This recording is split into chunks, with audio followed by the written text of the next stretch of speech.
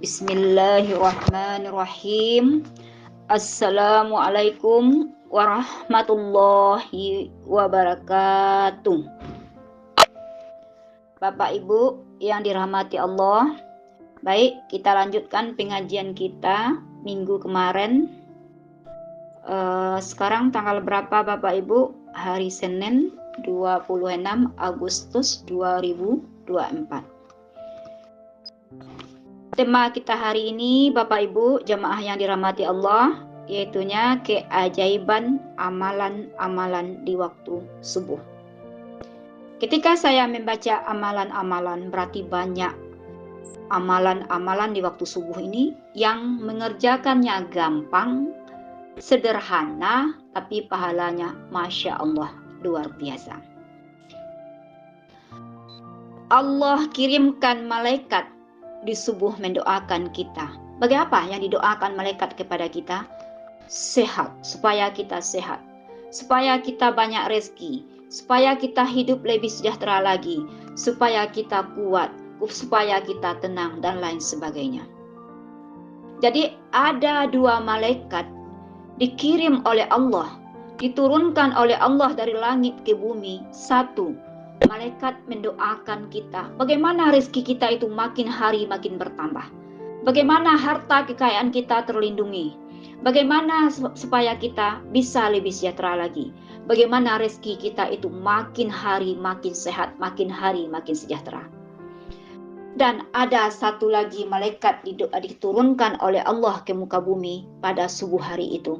Malaikat yang selalu mendoakan kita, rezeki kita semakin hari semakin berkurang, semakin hari semakin sedikit, bahkan malaikat doakan kita semakin hari rezeki kita makin habis. Nah, untuk siapa aja kah itu? Pertama, Allah turunkan malaikat yang selalu mendoakan kita banyak rezeki adalah kepada orang yang selalu bersedekah setiap subuh.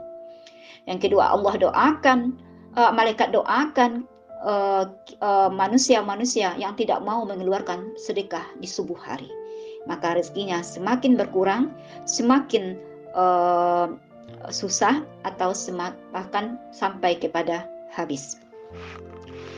Bersedekah di setiap hari, terutama di waktu subuh, itu jauh lebih bagus daripada kita bersedekah tiap hari, di hari-hari lain. Kenapa? Di hari-hari lain, di waktu-waktu lain, tidak di waktu subuh, maka Allah tidak turunkan malaikat. Jadi waktu yang paling istimewa bersedekah itu adalah di waktu subuh, karena di waktu pagi subuh itu Allah turunkan malaikat. Bapak Ibu yang dirahmati Allah, mari kita lihat. Timbul pertanyaan bagi jamaah atau timbul pertanyaan bagi Bapak Ibu, bagaimana caranya sedekah saya di waktu subuh, Bu? Sementara saya tidak keluar rumah, sementara saya tidak pergi masjid. Ini ada cara yang lebih gampang Bapak Ibu, ada cara yang lebih sederhana, mudah dan praktis. Apa itu? Kita buat celengan di rumah. Misalnya dalam satu rumah kita itu ada berlima, 3 orang anak dan kita suami istri. Maka kita bikin celengan 5. Kita beli celengan di pasar, kita bikin ketikan. Celengan subuh atau celengan sedekah subuh. Maka masing-masing kita kasih nama. Misalnya namanya Fatimah, Abdullah, siapa nama anaknya lagi Zainab dan lain sebagainya, kita kasih nama anak itu 3, kita 2, berarti 5 celengan. Tiap subuh, sebelum dan sesudah saat subuh kita isi. Maka alangkah baiknya sedekah ini kita konekkan dengan doa-doa kita. Mungkin para jemaah saya ini ada yang belum menikah, ada yang masih gadis, ada yang masih bujang. Maka kita konekkan dengan doa. Ya Allah, pas kita mau masukkan ke celengan tuh, ya Allah, melalui sedekah subuhku ini 20.000, ya Allah, mudahkanlah jodohku, ya Allah. Ya Allah, melalui sedekah subuh ini, ya Allah, berilah jodohku laki-laki yang terbaik, ya Allah. Laki-laki yang soleh, ya Allah. Laki-laki yang bertanggung jawab terhadap diriku, ya Allah. Laki-laki yang mencintaiku, ya Allah. Dan melalui sedekah subuh kita masukkan ke celengan. Ya Allah, melalui sedekah subuh pagi ini, ya Allah, aku bersedekah 10.000, ya Allah. Ya Allah, aku konekkan doaku ini, ya Allah. Mudahkanlah rezekiku, ya Allah. Banyakkanlah rezekiku, ya Allah. Mudahkan dan banyakkanlah rezekiku lagi, berkah, ya Allah. Atau kita niatkan lagi, ya Allah, melalui sedekah subuh pagi 5.000 ini ya Allah, sukseskanlah semua anakku ya Allah, mudahkanlah semua urusanku ya Allah. Begitu ya Bapak Ibu. Itu caranya. Kita tidak perlu ke masjid. Andaikan kita tidak bisa ke masjid, tapi lebih baik dan lebih bagus kita ke masjid di subuh hari untuk melaksanakan salat berjamaah. Kenapa harus anak-anak kita ajari untuk bersedekah? Apa sih nilai rahasianya? Anak-anak kita yang kecil-kecil dari usia 2 tahun sudah kita bikin celengan dan kita tulis celengan sedekah subuh, supaya nanti anak-anak itu terbiasa untuk bersedekah. Apalagi rahasianya Bapak Ibu, supaya anak itu jiwanya nanti dewasa dia akan menjadi anak yang dermawan, mudah memberikan bantuan kepada orang yang membutuhkan. Oke Bapak Ibu. Jadi diharapkan atau yang lebih afdal itu apa? Bagaimana kita konekkan doa kita dengan sedekah? Kalau dapat 1 kali sedekah 1 buah hajat. 1 hajat misalnya, ya Allah, jadikanlah anakku ini yang 6 ini penghafal Quran ya Allah, jadikanlah anakku hafal Quran 30 juz ya Allah, ya Allah, melalui sedekahku pagi hari 30.000 ini ya Allah, mudahkanlah seluruh urusan anakku ya Allah. Ya Allah, melalui sedekah subuhku pagi hari ini. Jangan Bapak Ibu nanti misalnya, itu bukan berarti saya nyatakan tidak boleh ya Bapak Ibu. Sedekah 2.000, doanya 100 buah banyaknya. Capek deh malaikat nanti menyampaikannya kepada doa Bapak Ibu ini kepada Allah. Ya Allah, melalui sedekah 2.000 ini ya Allah, sukseskanlah anakku semuanya ya Allah, banyakkanlah rezekiku ya Allah, sukseskanlah karirku ya Allah, bedalah aku menantu orang ini ya Allah, jauhkanlah aku dari perbuatan maksiat. Panjang 100 sepanjang apa bahasa Minangnya itu, sepanjang tali baru panjangnya, tapi sedekah cuman 2.000. Bukan berarti saya nyatakan tidak boleh ya, sah-sah saja, tapi upayakan 1 kali sedekah 1 buah hajat atau 1 buah doa. Apa moto dalam sedekah Bapak Ibu? Ini ada moto dalam bersedekah untuk memotivasi Bapak Ibu. Lebih baik banyak tapi ikhlas daripada apa? Daripada sedikit tapi tidak ikhlas. Apa makna yang terkandung ini? Kita banyak bersedekah, kita rutin bersedekah, kita wiridkan sedekah itu, tapi banyak tapi kita ikhlas. Tapi daripada kita sedekah dikit, cetak-cetak ke orang, nyebut-nyebut ke orang, tapi kita tidak ikhlas. Maka itu perbandingnya, lebih baik banyak sedekah daripada sedikit sedekah tapi lebih baik banyak sedekah ikhlas daripada sedikit sedekah tapi tidak ikhlas. Jadi ada amalan-amalan di waktu 4 amalan di waktu subuh itu, melaksanakan yang sangat-sangat gampang, tapi pahalanya luar biasa dahsyatnya, masya Allah wa tabarakallah. Oke, apa itu? Yang saya bacakan itu pertama tadi sedekah. Dalam sedekah itu kita baca, ya Allah, ya Allah, ya Allah biha, ya Allah, ya Allah, ya Allah biha, ya Allah, ya Allah, ya Allah biha. Kita baca itu 3 kali Bapak Ibu. Apa yang kita baca sini? Supaya kita ya Allah bi husnul khatimah. Ya Allah, ya Allah biha husnul khatimah. Maka husnul khatimah ini tidak bisa kita baca dan tidak bisa kita capai dan kita peroleh hanya dengan doa Bapak Ibu. Dengan apa caranya bisa kita capai husnul khatimah ini? Harus ada amalan-amalan soleh yang mengiringnya. Salah satunya adalah meningkatkan upaya kita untuk bersedekah. Nah, bagaimana caranya kita meningkatkan upaya kita bersedekah? Kita motivasi diri kita itu. Hari ini kita apa? Kita pakai target. Kita pakai manajemen yang baik, good management. Bagaimana dengan cara kita memakai manajemen yang baik itu? Hari ini kita berikan. Hari ini, pagi ini, misalnya tanggal 26 Agustus 2024. Saya bersedekah. Misalnya kita berikan hari ini 2.000. Besok naik menjadi 5.000. Besok hari besoknya, subuh besoknya naik menjadi 10.000, 15.000, 20.000. Makin hari makin meningkat. Artinya itu peningkatan upaya untuk bersedekah. Nah, untuk bersedekah ini kita dituntut dengan niat yang ikhlas dan hati yang ikhlas.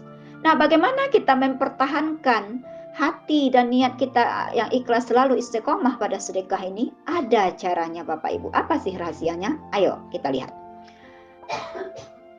Ketika di dalam caranya, dalam celengan sedekah subuh itu kita tulis.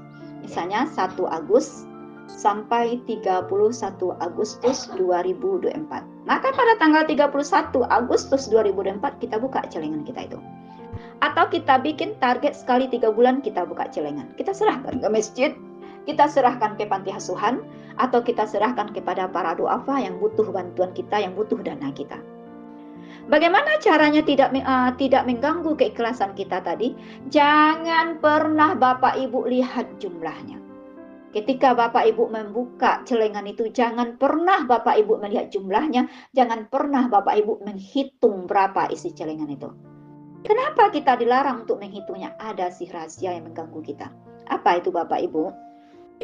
Kalau kita buka rahasia kita hitung atau kita lihat jumlahnya, maka kita ini mulai digoda setan. Karena makhluk yang paling hebat di muka bumi untuk menggoda dan merayu bukanlah manusia, tapi adalah syaitan. Mungkin Bapak lebih hebat yang menggoda dan merayu, Ibu juga lebih hebat menggoda dan merayu Bapak, maka tidak ada yang bisa menandingi, Ibu tidak bisa menandingi godaan dan rayuan syaitan. Apa kata setan, bisikan setan di sini?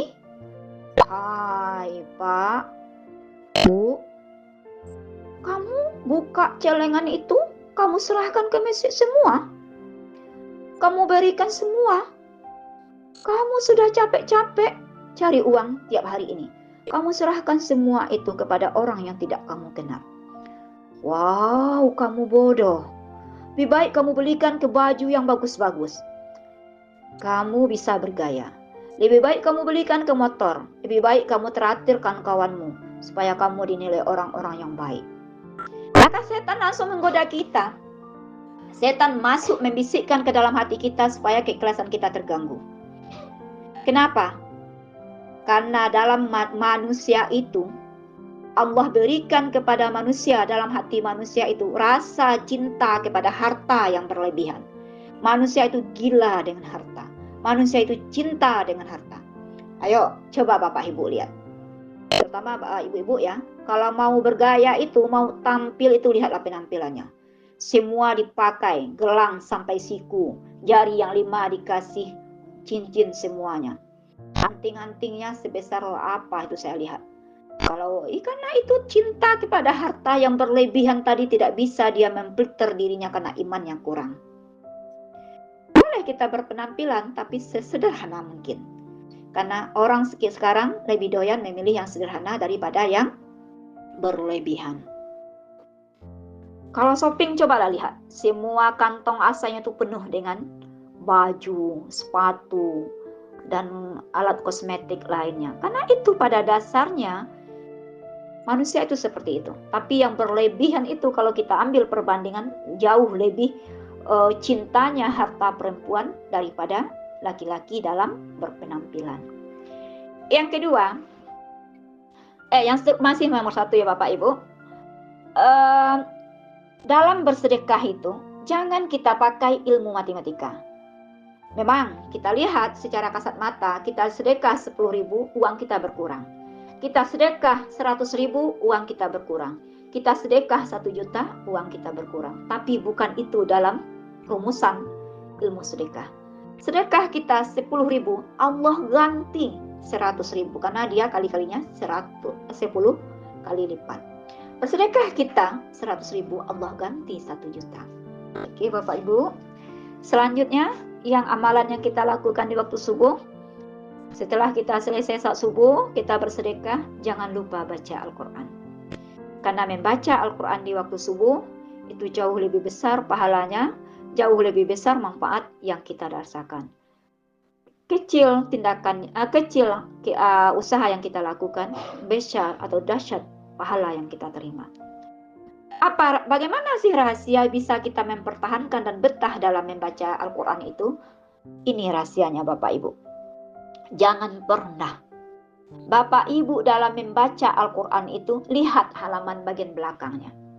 Kenapa? Kalau Bapak Ibu menghitung-hitung halamannya, melihat bagian belakangnya, maka tidak ada diri ibu dalam hati ibu tuh termotivasi untuk menamatkan membaca Al-Quran. Tidak ada termotivasi untuk menyelesaikan baca Al-Quran. Apa yang akan timbul? Maka kebosanan, kejenuhan, dan lain sebagainya. Kenapa? Karena sudah melihat jumlah banyaknya. Maka masuk lagi rayuan setan. Siapakah makhluk yang paling hebat merayu dan menggoda? Bukanlah manusia, tapi adalah syaitan. Loh, coba kamu lihat, kata setan. Halamannya itu banyak. Contoh aja kita ambil sini surat Al-Kahfi ya Bapak Ibu. Halamannya itu banyak. Itu ayatnya banyak. 110 ayat. Kapan kamu selesai membacanya itu? Loh, kamu tidak ingat? Kamu lupa? Anak kamu mau pergi sekolah. Kamu belum menyapu rumah. Kamu belum memasak. Nanti kamu terlambat. Datang lagi godaan syaitan. Loh, ingat. Kamu mau ke pasar hari ini kan? Kamu mau ke kampus hari ini kan? Nanti kamu terlambat. Berbagai macam caranya setan untuk menggoda dan merayu kita supaya kita tidak jadi membaca Al-Quran. Apa caranya? Jangan kita lihat dalam belakangnya, jangan kita hitung. Contoh, kita cara manajemen yang kita pakai dalam membaca Al-Quran supaya kita betah membaca Al-Quran. Al-Kahfi itu ayatnya 110. Salat 5 waktu, subuh, zuhur, asar, maghrib, isya. Kita bagi 5. 110 kita bagi 5, 22 ayat. Masing-masing waktu salat. Setelah selesai salat. Satu selesai. Besok subuh kita cobakan lagi. Kita bagi 3, kita bagi 4. Akhirnya 1 kali baca kita selesai. 1 hari 1 kali baca. Jadi kita rutin membaca surah Al-Kahfi selesai salat subuh. Yang ketiganya kita baca doa keluar rumah. Ini yang gampang-gampang ya, simpel-simpel aja. Tapi kita ada pahala yang paling dahsyat tersembunyi. Apa bacanya? Doa keluar rumah. Bismillahi tawakkaltu 'alallah la haula wala quwata lillah. Ayo Bapak Ibu ikuti saya. Bismillahi tawakkaltu 'alallah la haula wala quwata lillah. Ini apa? Doa keluar rumah ini ada 5 manfaat yang paling besar yang kita rasakan. Kita nggak tahu, bentuk gayanya kayak sepele. Tapi kita tidak tahu apa sih rahasia terkandung dalam pembacaan doa keluar rumah ini. 1. Ada 5 ya. Ada 5 ya Bapak Ibu. Ini dengar baik-baik Bapak Ibu ya. 1, kalau kita mendapatkan petunjuk dari Allah. Ya Allah, aku akan mengadakan perjalanan ya Allah.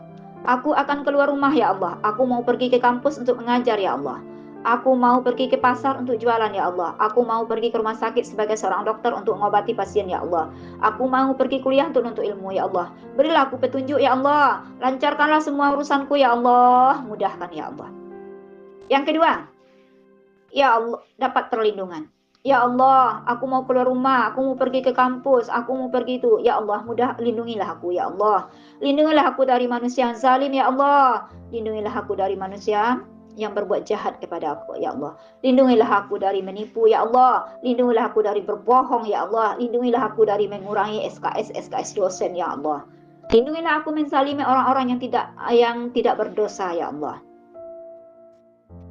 Misalnya kita sebagai bendahara, kita sedang megang uang banyak, kita menghitung, ya Allah, lindungilah. Oh, masuk setan.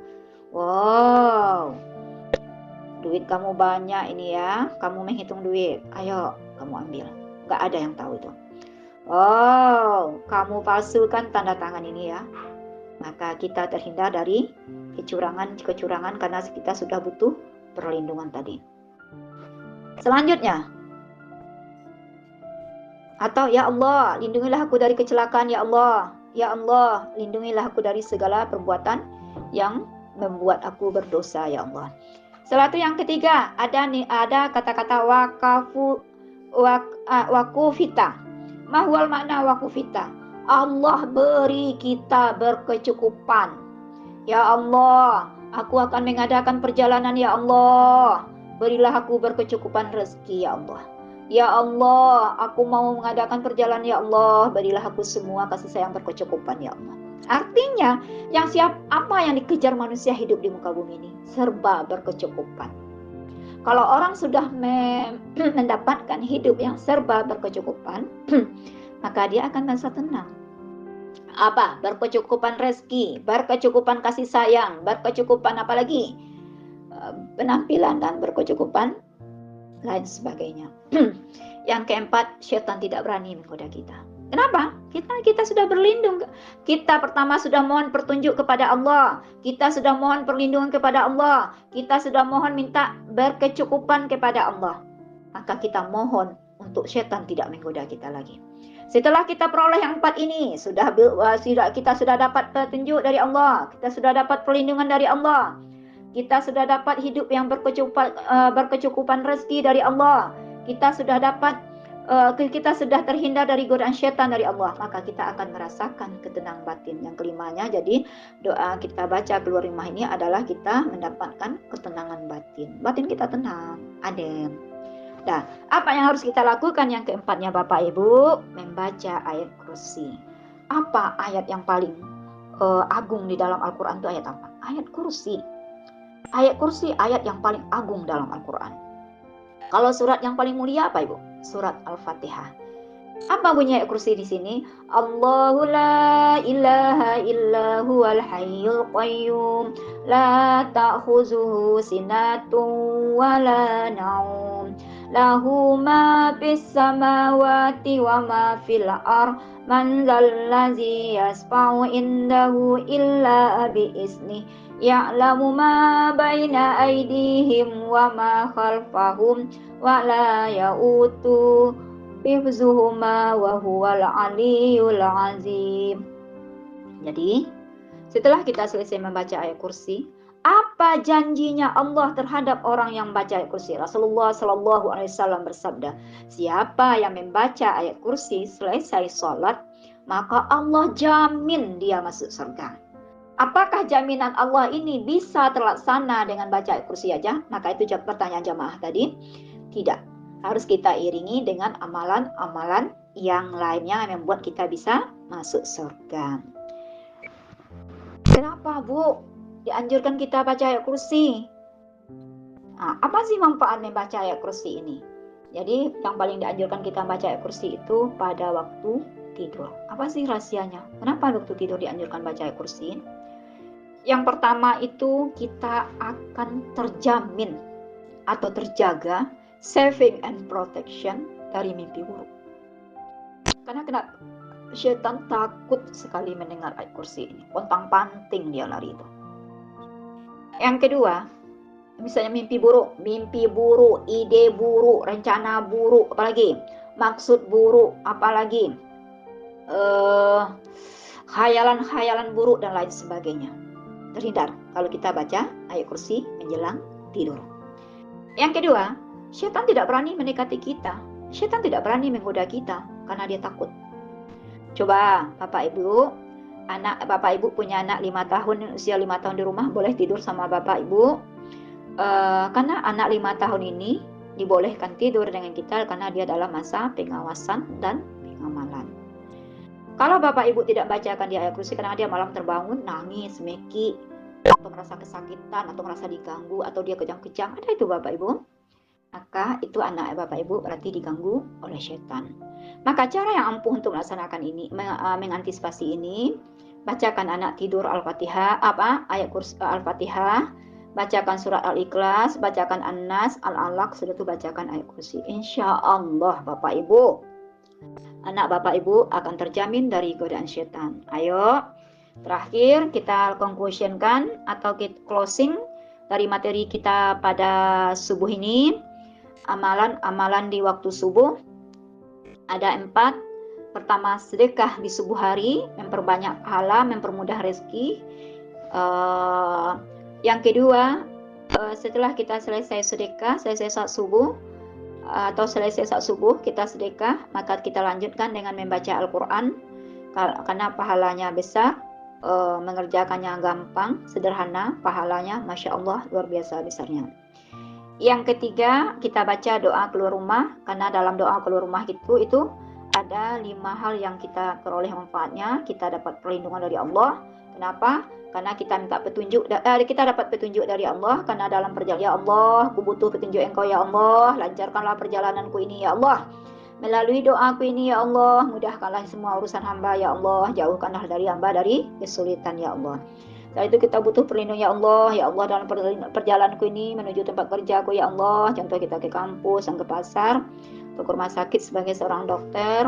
Lindungilah aku dari kecelakaan, dari bahaya, dari fitnah, dari apa lagi, dari sifat menipu, dari sifat berbohong, dari mengurangi SKS teman-teman, para dosen dan sebagainya.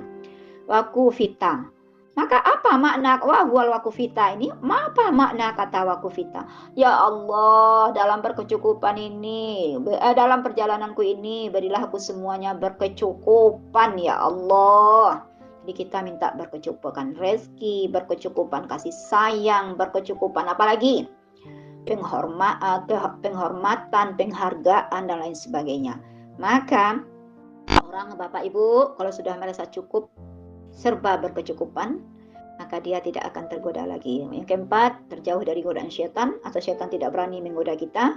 Yang kelima, kalau sudah terpenuhi, sudah dapat petunjuk, perlindungan, wakufita, dan syaitan tidak berani menggoda kita, kita akan merasa tenang hidup kita Bapak Ibu, tidak ada gangguan lagi. Yang keempat, manfaat dari baca ayat kursi. Yang keempat, baca ayat kursi. Manfaat dari baca ayat kursi apa Bapak Ibu di waktu tidur? Di waktu tidur kita terhindar dari pikiran buruk, ide buruk, mimpi buruk dan sebagainya. Ya, seterusnya yang keduanya setan tidak mau menggoda kita. Kita tutup pengajian kita pagi hari ini dengan membacakan Alhamdulillahirabbil alamin. Assalamualaikum warahmatullahi wabarakatuh.